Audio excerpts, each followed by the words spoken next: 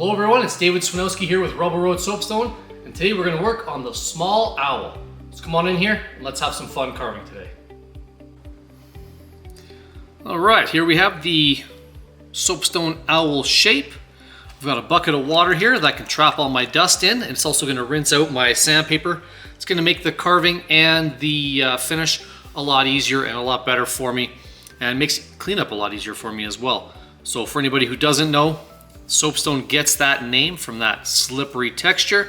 For anybody who's got a rock collection at home, this is going to be the softest rock in your collection. So soft, we can scratch that with our thumbnail. Now we're going to do some shaping on these today. What we're going to be using is the 3 separate stages of sandpaper. We're going to start out with that really coarse mesh.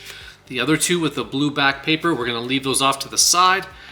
Now, with the mesh paper, it is just a fabric that has grit glued to it. So if you're trying to do shaping just using those open edges, it's not really that effective. What you really want to do is fold this sandpaper up and use that closed folded edge to do your shaping. This is the edge I'm going to use.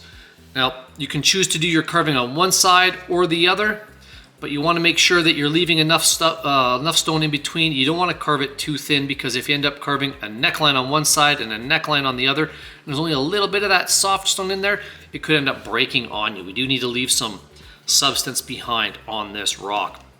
So we have the owl shape today. We do have the horns for like a great horned owl. I am actually going to end up making a barn owl here today. So when I want to make a thin groove, like this neckline on this owl, I'm going to use that folded edge, and I like to pull. If I'm trying to make a curve in this stone, I'm actually going to pull my sandpaper as I generate that curve into the rock.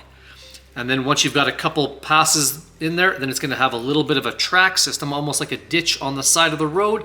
That's going to help you stay on track so you can chew your way into that rock. We are going to be getting rid of some stone here, creating the dust. That's why we use the water. I'm like an otter when I'm carving, always dipping, always rinsing. Now, when I'm putting my patterns in this stone, I want to make sure I'm fairly bold, because when I go to sandpaper number 2 and 3, even though I'm getting into finer grits, sandpaper 2 is still going to get rid of a layer of stone. And if my groove patterns aren't deep enough, they will get erased. So I do have to be fairly bold while I'm actually putting these grooves in. So how deep do they need to be? Well, you definitely want to be able to visually see them. I'm not going to carve past that halfway point. If I'm going past that halfway point into my stone, I'm doing more work than I need to, but I'm going to keep it bold, but not chew through this whole entire rock while I'm doing it. So we're going to carve the owl today. Soapstone is a metamorphic rock, so if you end up doing a number of carvings, you're going to notice that they're not all exactly the same. You can get a range of hardnesses in this stone.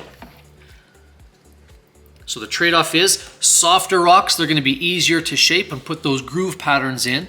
But if you're looking to get a nice, really shiny, glassy finish on your stone, you technically want a harder rock. Harder rocks, even though they're harder to shape and do your patterning on, they will take a better polish and they will have a glassier feel. Typically, the darker that stone is, the harder that rock is going to be. Now, because we're making the barn owl here today, we don't need the horns on this. So when I'm trying to get rid of a bunch of stone, I'm going to use my thumb. I'm going to push, and just grind the horns clean off of this owl and round the head up. As I'm carving though, my sandpaper will fill up with dust. It makes it less effective. So I said I'm like that otter. I'm going to do a lot of rinsing, try and keep my sandpaper fairly clean, so that as I am doing my shaping and my scrubbing, my sandpaper can be nice and effective. Push. I'm also going to go back and forth, try and really round that curve off, right? Making sure I really rinse that sandpaper out.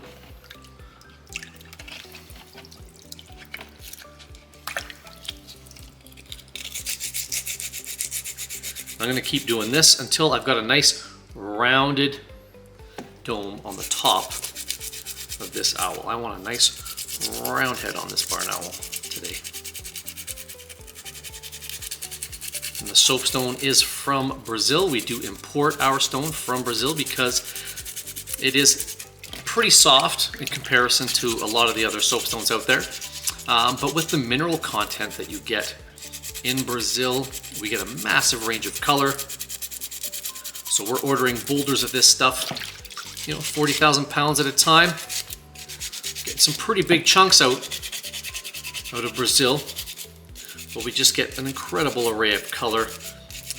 Over 16 years of ordering, we've gone through more than 1 million pounds of soapstone, and we still get to see new colors. So it's every single shipment is kind of like Christmas for me. I just never know what's going to be in there until I unload that stone and see it. Push, push, push, push, push. Constant pressure, constant contact, just scrubbing that stone away, right? Starting to round it out.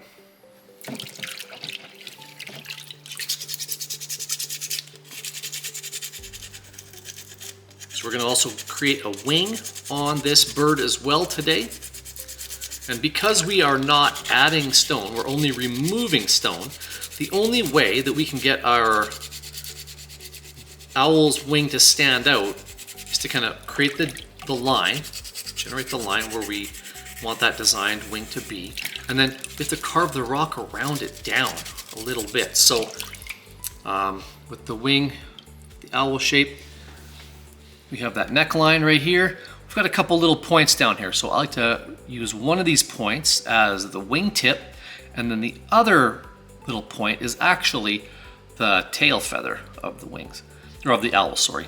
So we've got the wing tip and then the tail feathers, where this is just the base, and the base I tend to keep pretty simple. I like to keep it nice and wide. That way when it stands, it's nice and stable. If I carved this base much thinner, it would be prone to being a little bit more wobbly, and it could fall, and that could also break it too, right? So we'll have a nice stable base for our carving so it can be displayed proudly.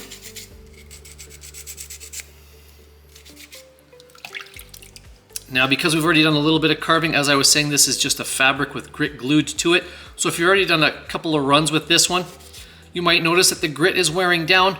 Open up that sandpaper, refold it in a new spot, and we can use this to create our nice little wing line. So I like to try and keep this wing nice and big. So we'll start from just underneath the wingtip itself, pushing towards the chest of the bird, and then we can kind of carve up towards the chin. Once we kind of decided where our line is going to be.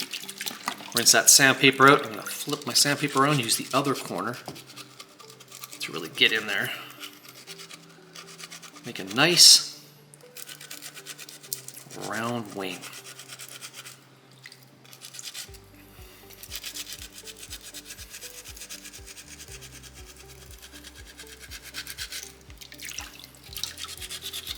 And I'm of course going off track a little bit, but that's not such a big deal. I want to create my pattern in my stone first. Right? If I'm going off track a little bit, that's not so bad. I can get rid of any little scratches and stuff I don't want on this rock once I've finished my shaping and I start to smooth it out. We're gonna have to scuff this rock up here to do our shaping today, so don't worry about that. Any scratches that we do not want, we will get rid of. I'll fold my sandpaper up again. Just really use that to chew into that body of the owl. But you know what? I don't want to go too crazy into the base. I'm going to leave a section of the base on the bottom here nice and wide. So I'm going to leave that alone so it stays nice, wide, and the carving stays stable.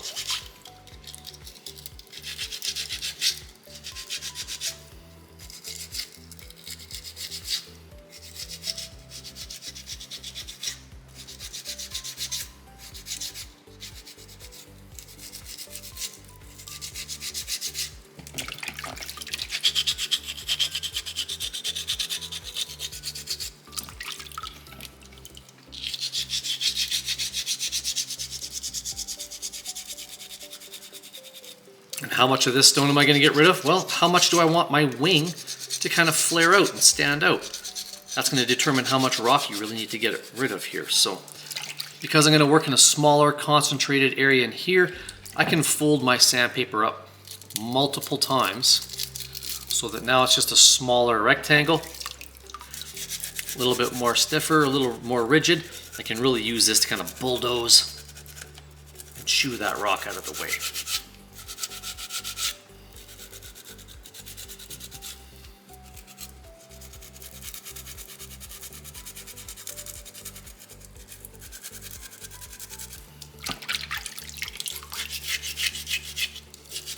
Working from different angles, just trying to make sure I'm getting everything covered here.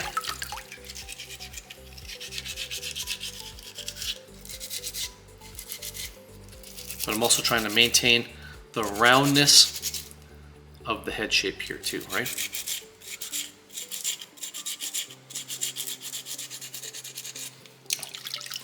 And if you want to make the head a bit smaller, just kind of carve around. Make that circle a little bit smaller. Just work on those edges all the way around and make that circle a little bit smaller.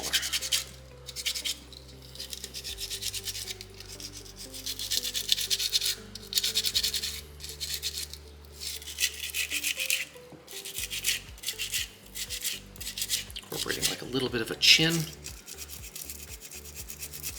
on this owl.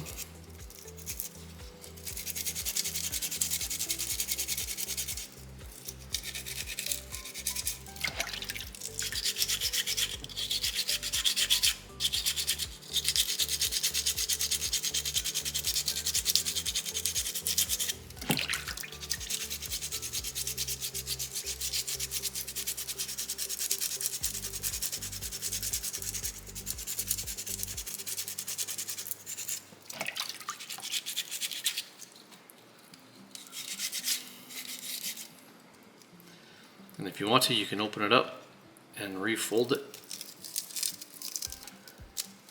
And just try and bring out different sections of that sandpaper that you haven't used yet.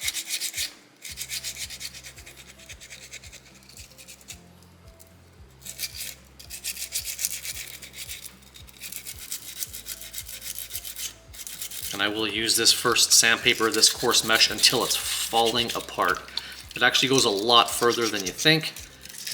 If you just do a lot of consistent rinsing, it'll go a lot further than you think it will.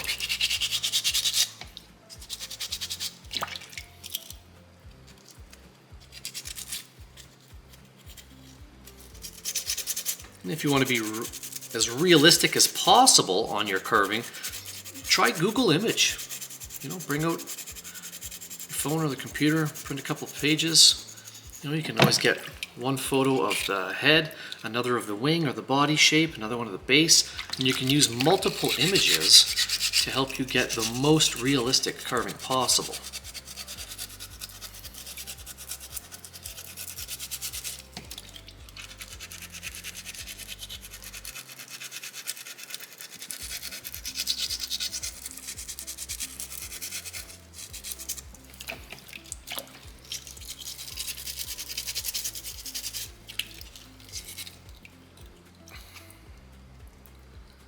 Fold this up even more. Like I said, I'll manipulate this sandpaper a whole bunch to use that grit as much as possible.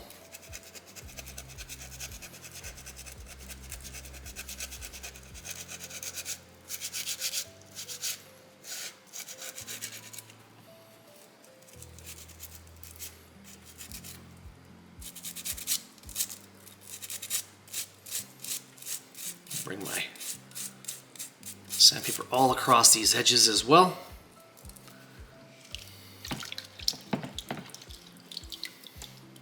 So one of the reasons the sandpaper number 1 is so important, if you see these little grayish stripes here on that stone, that is part of the tooling mark from the bandsaw that we use to cut these shapes out.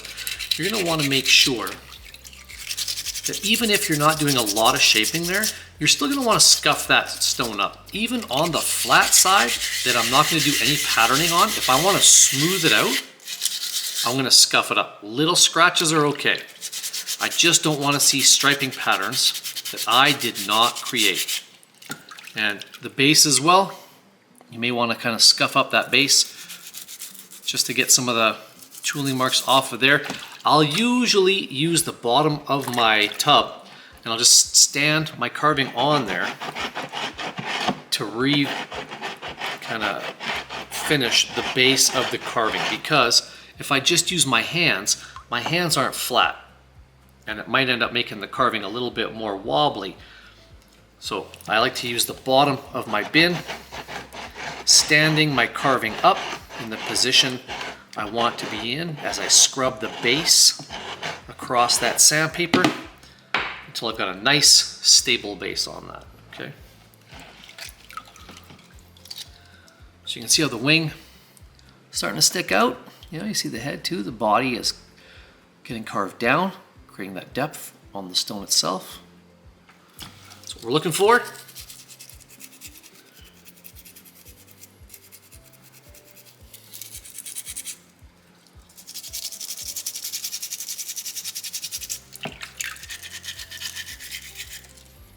If you have access to tools and you want to use some tools to carve this, you know, we are just using simple sandpapers here today, and I find them actually quite effective for these smaller pieces.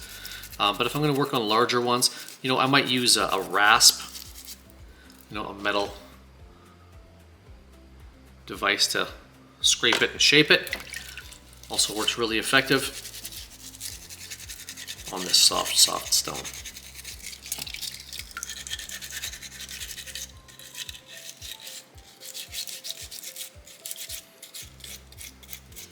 We're going to do something a little bit different in today's video, where I'm actually going to carve a face on this owl, but I'm going to use something that I've talked to a lot of students about for putting in fine facial features. I'm going to use just a simple metal nail to do that today.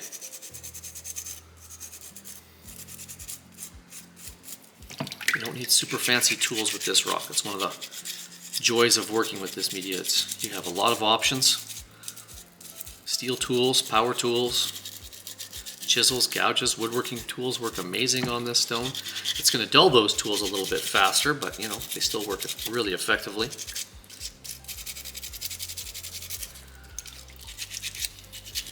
Everybody asks me, what do you like to use? I like to use a rasp. I like to use power tools. It depends on the stone. The harder it is, the more aggressive I'm probably going to use for tools. I don't mind sanding, so I enjoy the sanding process myself. If you're not a big fan of sanding and you like to use the power tools, you could, or the other tools, you could always use the chisels and gouges, because they already leave a fairly softened surface, or not as textured a surface on the rock, so you have less sanding to do to get a good finish on those carvings. Whereas using the rasp, it's going to leave a pretty coarse texture on that rock. So if you want that really smooth look, you have a bit of sanding to do when the time comes. Get rid of those tooling marks. Little scratches left behind, that's what I'm looking for. I want to make sure that there's no gray striping patterns left behind from the bandsaw. This is going to make my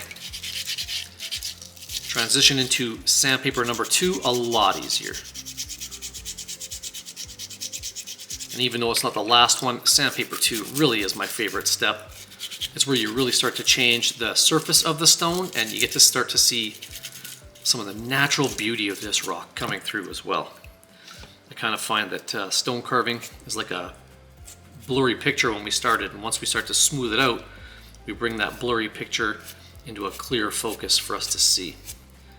Just running my sandpaper through these little V-shaped grooves here. I want to make sure I'm nice and thorough. I want to ensure that I'm getting every single spot on this stone run over with this sandpaper. Now that being said, do I always make all my carvings 100% smooth? I don't always. Sometimes I do leave some texture behind, but I'll always go back and create that texture with the tools I'm using instead of just leaving the tooling marks from the bandsaw behind. I want to make sure I've got a nice stable carving.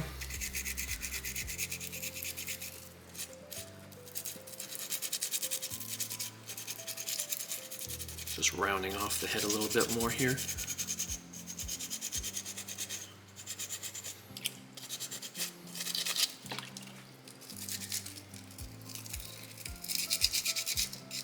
Really using the sandpaper to its max potential today.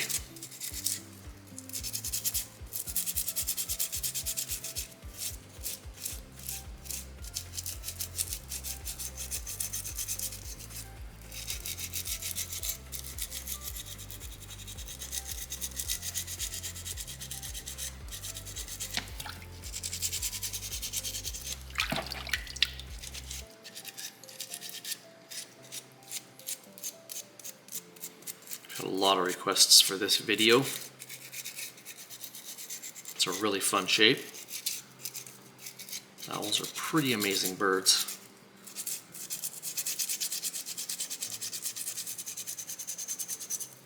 So I hope this video was enjoyed and worth the wait.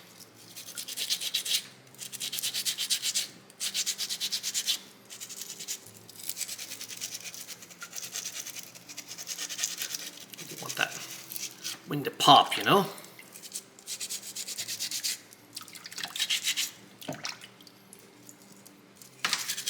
So I'm pretty close to where my shaping is going to be for this particular carving. I made the neck, oops, made the neckline, right? I've got that nice wing standing out, the base as well. Now I'm just looking at all these thinner edges, looking for any of those gray stripes or tooling marks. I don't see any, so that's good.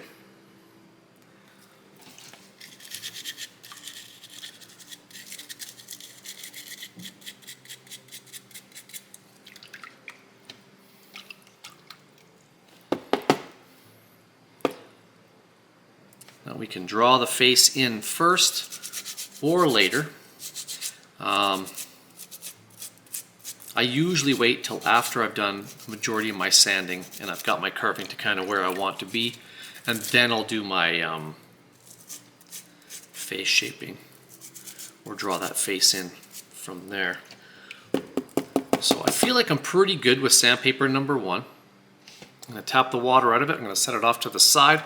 I'm not going to get rid of that just yet. I might have to go back to that sandpaper for a moment. So with the last 2 sandpapers out, we're going to use the one that has the number 2 right on it, the 320 grit.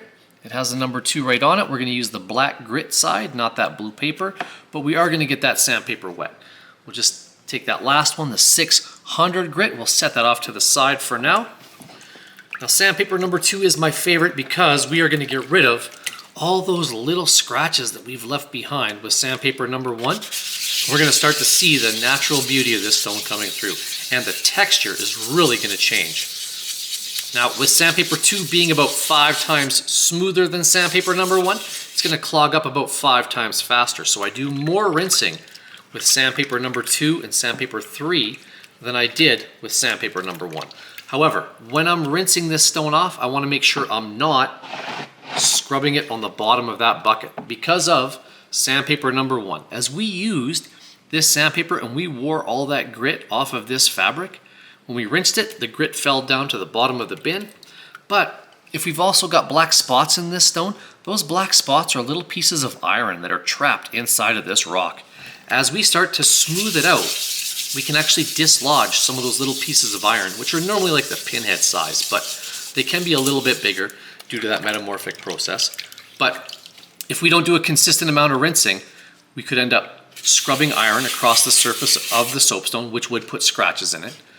And if we're scrubbing it on the bottom of the bin, it would also be putting scratches back into your carving. So for sandpaper 2 and 3, I hold it, I support it from touching the bottom as I do a consistent amount of rinsing and scrubbing.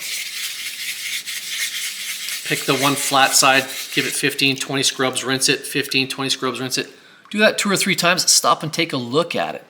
All those little scratches are gone. Those natural colors are starting to come through, whether we have browns, greens, oranges, yellows, maybe even hints of blues or reds. Sometimes we'll even get sparkles in this stone. That's when we're going to start to really see it. Now, all the scratches that we don't want to see, they should be gone before we go to sandpaper number 3, the 600 grit. All this is going to do is smooth the existing surface that we have. So take the time with sandpaper 2, be consistent, get into all the nooks and crannies that you want to smooth this stone out. Fold it up as well. We folded up sandpaper number 1, we can fold up sandpaper number 2 as well. If you want to polish the groove patterns that you made, you can do that. You will also do a little bit of stone removal with sandpaper number 2. It's not as aggressive as the first one. So that's why I get my carving close to where I want it to be with sandpaper 1, and then I like to finish it up with my second sandpaper. Because we do have to leave a little bit of this stone behind. We can't make it super fragile or delicate or thin. Like if we were carving a butterfly today, there's no way we'd make the butterfly's wings as thin as an actual butterfly's wings are. It just would crumble, snap, and fall apart. So we do have to leave some strength behind on this particular rock. I love using my thumb to get rid of a bunch of small stubborn scratches. If you go to sandpaper number 2 though, and you start to scrub it, and you notice either deep gray lines from the bandsaw or deeper scratches that you're having a hard time getting rid of, go back to sandpaper number 1. Scuff that area up a little bit. Make those deeper scratches shallower so that they're easier to erase with sandpaper number 2. All the hard work is done with sandpaper 1. We smooth it out with sandpaper 2, and then we glass up that surface with sandpaper number 3.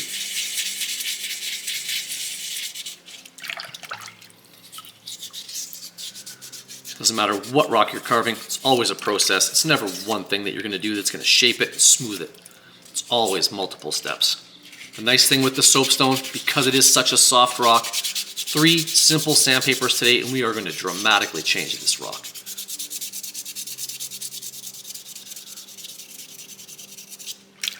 And what happens if I should accidentally break my stone? You know, I've been fortunate in the last 16, 17 years of soapstone carving. I've only broken like 2,000 carvings. So it happens. If you're going to be a stone carver, you're going to break some stuff. When I break a piece of soapstone, I stop immediately and I take those broken pieces out of the water and I let them dry. Once they're dry, I'll take a look and see how those broken pieces fit back together. If they fit back together perfectly, I'm in luck. It's a clean break. Super glue, like Gorilla Glue, works amazing. Put that on one side, mush those pieces back together, let the glue cure or dry, go right back to carving. If I accidentally dropped my carving, which happens, and I have more than 2 broken pieces, what I'll do is, sometimes those broken pieces, they don't fit together perfectly. Sometimes you have to end up with like little missing gaps where there's no rock at all. I'll scrub my stone when it's dry in an area where I know I want to shape it, and I'll take that dry dust and mix it with my glue so that when I add that glue, it fills that missing void. And because I use the dust from the same stone, the color should match quite nicely.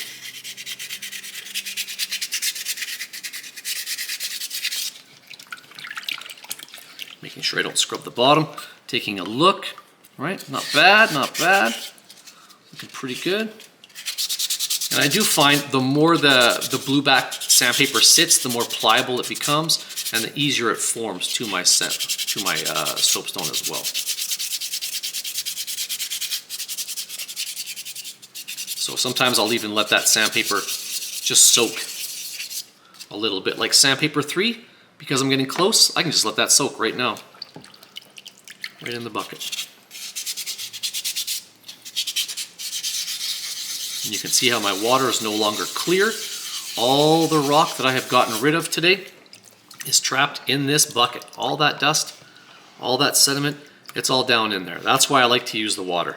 Plus, when I rinse my soapstone carving, I can see visually any of the scratches that I have left behind. So any time I'm actually making a carving, I am going to use water to do my final sandings. That way, I get a far better finish on my carving. It helps me get rid of all the little scratches that are on there. Because the dust is so fine that if I don't use the water, the dust can fill those little scratches. And when I'm completely finished my carving, I'm actually going to rinse it in clean water before that final oil gets put on there. I want a clean, dry surface before I do my final oiling. And if I don't rinse it, that dust will fill in those little tiny scratches and you don't even notice that they're there, so that when you actually go to rinse it, thinking you're done, then you realize, oh my goodness, there's a ton of scratches still left on this thing.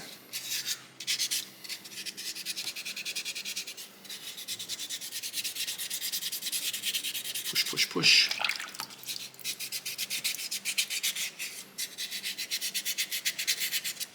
Just trying to be thorough right now. A lot of my students think, you know what, I'll just spend more time with sandpaper 3 and that'll make my carving ultra smooth, David. I wish it worked that way. It does not. The carving is only going to get to a certain level of smoothness based on two main factors. Factor 1, how hard is your stone?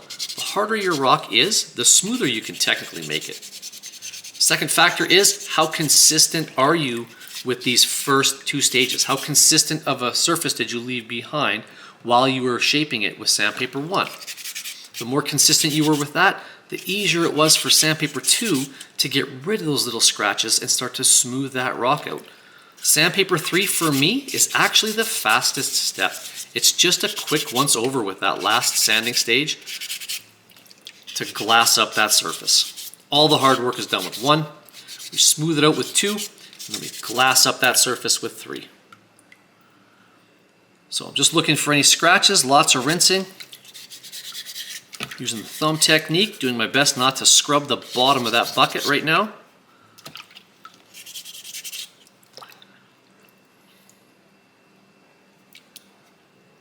Not bad, looks pretty good. Got a couple little sparkle spots on this rock, which I love. I never see those until sandpaper 2 and 3. Those are usually the last things to see. If you have any little feldspar flecks in your stone, you won't see those till sandpaper 2 or 3.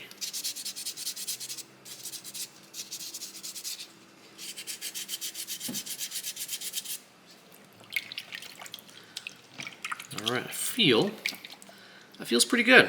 That feels pretty good. I think I'm ready for sandpaper number 3. So sandpaper number 2 goes out. Sandpaper number 3, that 600 grit. This is my final one. I'm going to use this just to smooth everything over one more time. Push, push, push. And sandpaper 3, the visual isn't as dramatic, you know, because you've already gotten rid of those scratches. You've already seen that color come out, but you should notice that that surface does get a little bit smoother, right? Because sandpaper 3 is almost twice as smooth as sandpaper number 2. So it does still make it a little bit smoother for you. So the texture is really, really nice now. I like that. It's gonna be thorough. Quick once over everywhere. But I'm not getting rid of any scratches because they're all gone. I'm not doing any shaping because the shaping's already been done with sandpaper number 1. I just kind of finalized it up with sandpaper number 2 as I got rid of those scratches and the textures that I didn't want. Fold the sandpaper up as well.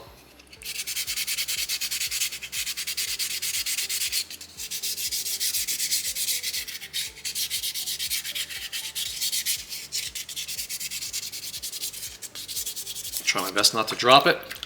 And when I have breaks in the past, when I've had them, it's usually been when I'm almost done. I get excited because I'm almost finished. I try and rush. Take your time. It's not a race, it's a process that you're going through. I usually break more when I'm actually in a hurry or trying to be quick about it. Take your time.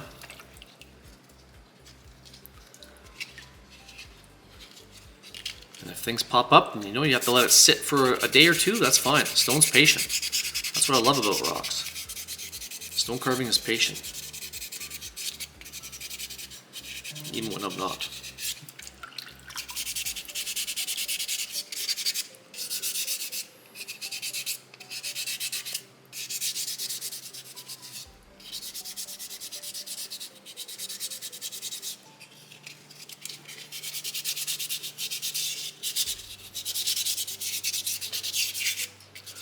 pretty sure I've gone over every single thing on here right now. It's feeling pretty smooth.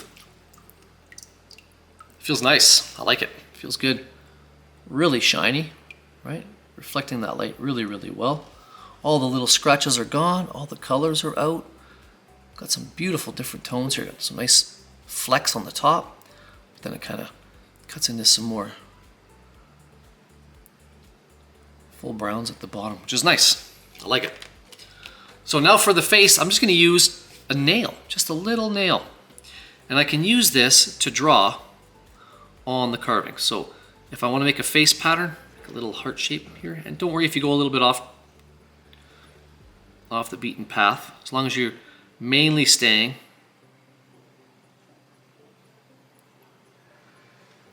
on line.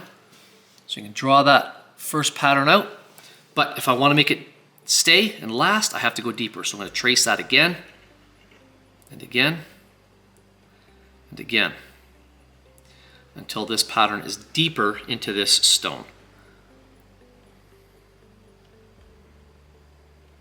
You could use a steel rasp if you had it. Even a screw would work, as long as you can get a good grip on it.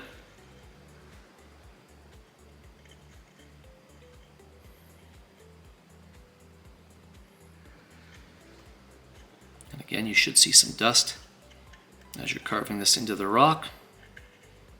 It tells you you're getting rid of some stone. That's what you want to do. So that's like the outline of the face for this barn owl.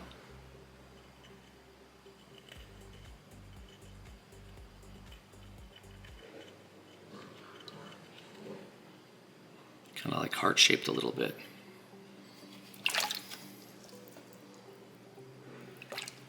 Now for the eyes and the beak, if the beak is roughly about here, and then the eyes would be up there.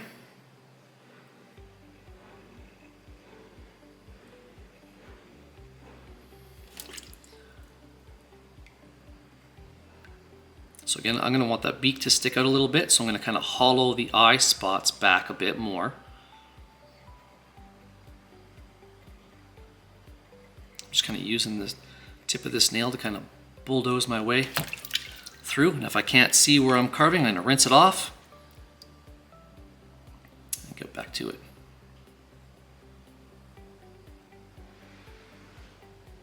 Making sure I've got a good grip on both my stone and the tool that I'm using.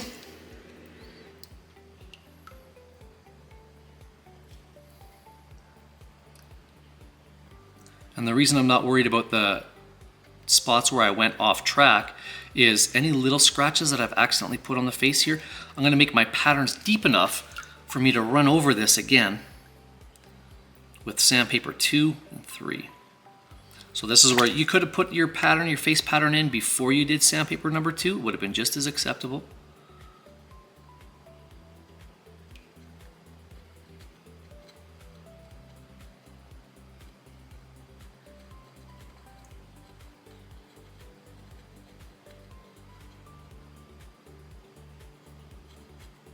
Making sure I've got that outline nice and deep in there.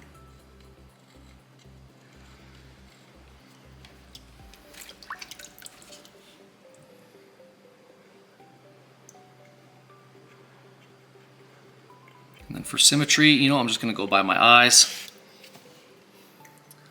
If it looks close to me, I'm happy with that.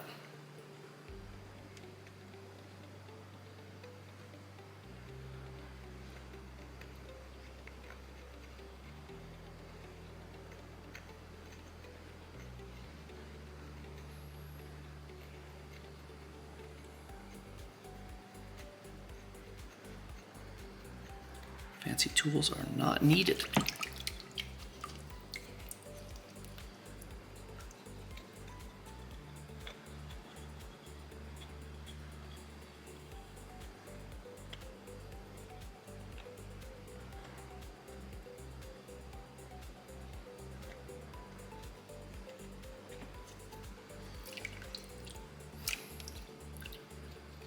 You know, I think that's pretty good.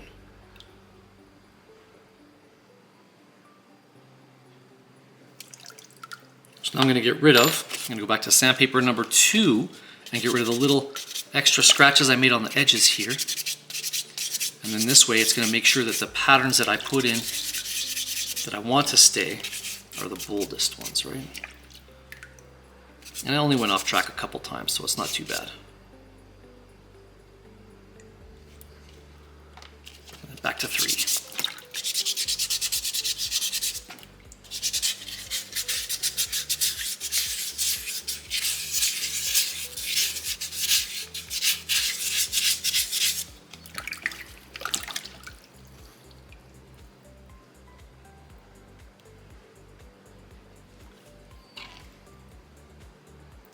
Maybe I can make those eyes a little bit bigger.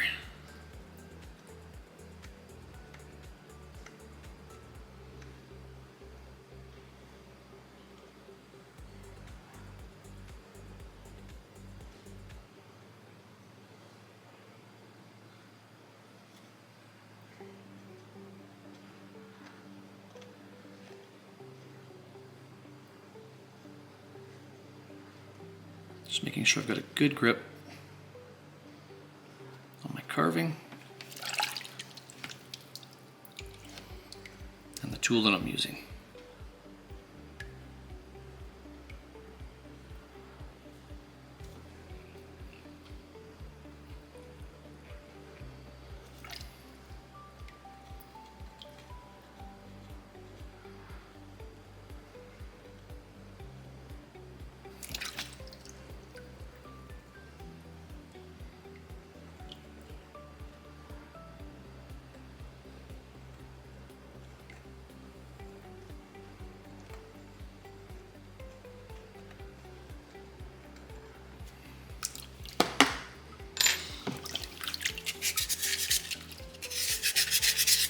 Got a scratch I don't want, get rid of it.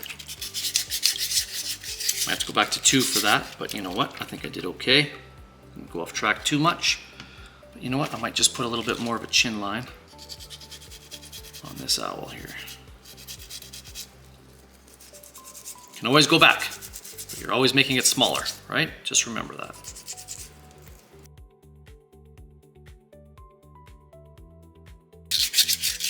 On, we want to make sure that we don't erase any of the facial features that we've carved on there. Quick run over there, should be pretty good. And with the sandpaper 3, which is the 600 grit. And if you weren't in the mood to make like a barn owl, and you wanted more of that horned owl look, you know, the general body design and the wing is the same. What you can do is just kind of create the roundness of the head just by carving those horns back a little bit. And then to create the beak, I actually used my sandpaper number 1 and just scrubbed down the face while leaving the beak section so that it stood out more. So just carve the face down, leaving that beak section that you want to stand out more, and then carve those horns back a little bit further. And that's a great way to have a good horned owl as well.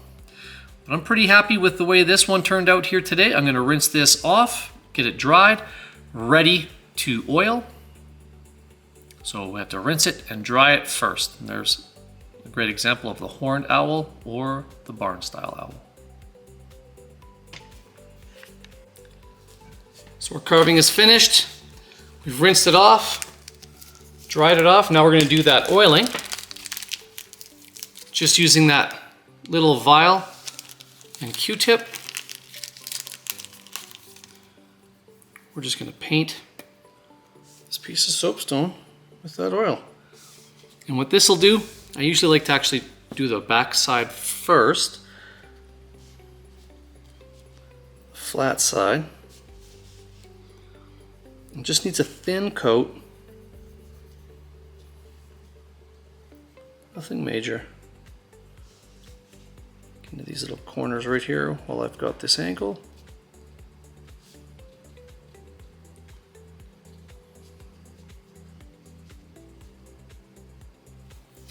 I can flip it over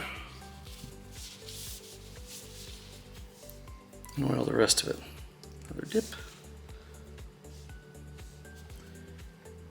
And if I want that face to kind of stand out a little bit more, I could trace over it again with that nail, and it would stand out like that bold white line again. Or I can just kind of leave it here where it's more of a muted facial detail on the rock itself. I think I like it a little bit more muted personally, so I think I'm just going to end up leaving it just like this. I'm going to let this oil sit for a couple of hours. Then I'll wipe it off. I don't want to let it sit on this rock for too long. Don't want it to congeal and get all gummy. I just want it to kind of penetrate into the stone right now. I'm looking to make sure that I've got every spot on this rock coated in oil. So now I can let this sit for a couple hours, wipe it off. One coat's usually enough for those harder stones. If it's a softer rock and it drinks up this oil and goes back to that kind of a matte finish, I'll just give it another coat. You've got enough for a few coats in these little vials. A little goes a long way, and if you warm up that stone a little bit prior to your oiling, it'll help thin that oil out and get an even better light coating on that rock. All right, we're gonna let this dry for a little bit. And there we have it, the finished owl. I hope you enjoyed carving this shape as much as I did. If you'd like to see more of the shapes that we have available, check out our website. Click and like all the social media platforms we have, and I hope you had a great day. I'm David Swanowski with Rubble Road Soapstone. Thank you very much.